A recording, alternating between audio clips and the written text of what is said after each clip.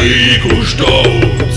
Ich wollte euch erzählen von einem grossen Kämpf, wo leider die meisten Leute nicht einmal kennt. Er thront auf einem Hügel, ganz nah da bei uns.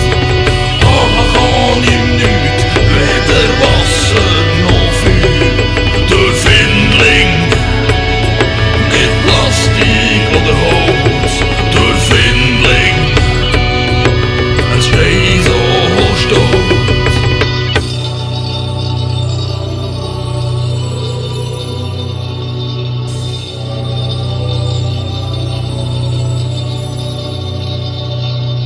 Was ist schon ein Leben? 60, 70 oder sogar 100 Jahre.